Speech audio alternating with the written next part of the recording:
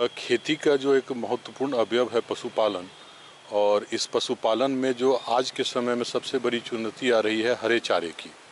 अधिकांश किसान भाई जो हरे चारे के रूप में विभिन्न विकल्पों का चयन करते हैं, उन विकल्पों में नेपियर घास एक बहुवर्षीय चारा फसल है, जिसको लगाने के बाद आमतौर पे किसान 3 से 4 वर्षों तक अच्छी उत्पादकता पा सकते हैं। अर्थात आमतौर पे जब हम चारे की फसल लगाते हैं तो 3-4 माह में एक कटिंग या 2 कटिंग के बाद हमें पुनः चारे की व्यवस्था करनी पड़ती है, जबकि नेपियर ग्रास लगाने पे हम एक बार लगा लेने पे 3 से लेके 5 सालों तक इसका प्रयोग हम कर पाते हैं, जिसकी लागत बहुत ही कम आती है।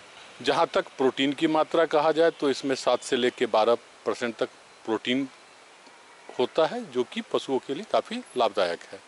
जहाँ तक जलवायु की बात अगर हम करते हैं तो दोमट एवं बलुई दोमट मिट्टी, जिसमें जल भराव की संभावना न हो, अर्थात जल निकासी की अच्छी सुविधा हो, वैसी ज़मीन इसकी खेती के लिए उपयुक्त होता है। आमतौर पे ये चारे वाली फसलों के लिए भूमि चयन की बात करें तो इनकी खेती दोमट या बलुई दोमट और हल्की काली मिट्टी में की जा सकती है। खेत में जल निकास की उचित व्यवस्था होनी चाहिए। खेत की तैयारी के लिए सबसे पहले मिट्टी पलट हल से एक बार जुताई कर लें। इसके बाद खेत को समतल कर हैरो या कल्टीवेटर से जुताई कर खेत को पाटा लगाकर समतल कर लें। जहाँ अतिरिक्त गर्मी या अतिरिक्त ठंड, यानी जहाँ का तापमान बहुत कम आ जाता है या बहुत अधिक आ जाता है, ऐसे जगहों का चुनाव हम नहीं करते हैं। पाले वाले स्थानों में भी इसे नहीं उगाना चाहिए।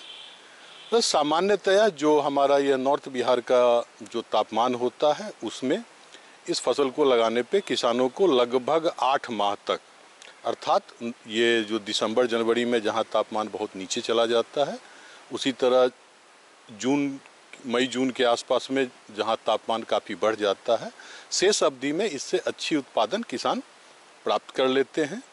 जब हम इसको लगाते हैं तो लगभग 80 दिन के बाद हमें पहली कटाई के लिए यह पौधा तैयार मिलता है, और पहली कटाई के बाद 40 से 45 दिनों के अंतराल पर अगर हमारा प्रबंधन सही है तो हम उसमें नियमित कटाई लेते रहते हैं। अर्थात साल में हम लोग 6 से लेके 7 कटाई तक इससे प्राप्त कर लेते हैं।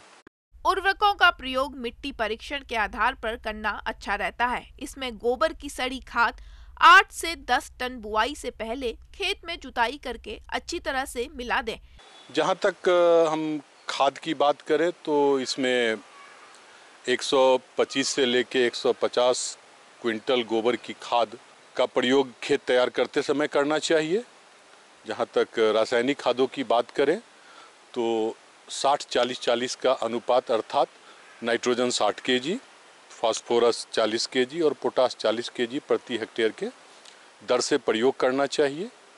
जब हम एक कटाई करते हैं उसके बाद 30 kg नाइट्रोजन प्रति कट्ठे की दर से, प्रति कटाई के बाद हमें प्रति हेक्टेयर 30 kg नाइट्रोजन का प्रयोग करना होता है।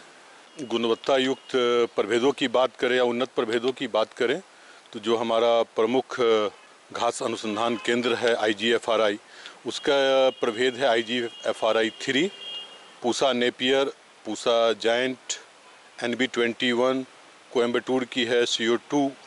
तो ये ऐसे प्रभेद हैं जिनसे कि हम अधिक समय तक और अधिक मात्रा में हरे चारा को प्राप्त कर सकते हैं।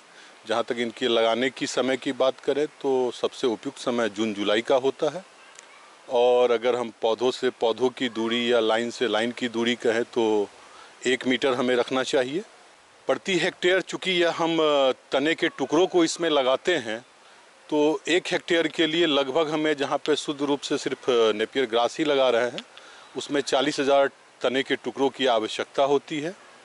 तो इसके लिए हम जड़ के पास के तने के टुकड़ों को काटते हैं, जिसमें कम से कम 2 से 3 आँख हो, और लगाते वक्त विशेष तौर पे हमें ध्यान देना होता है कि एक जो गांठ है वो ज़मीन के अंदर और कम से कम एक गांठ ज़मीन के ऊपर होना चाहिए।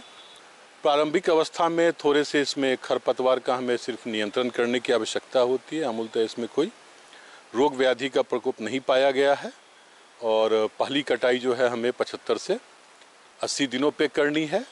नमी हमें हमारे खेत में बना के रखनी है, जिससे कि पौधे का विकास अच्छा हो।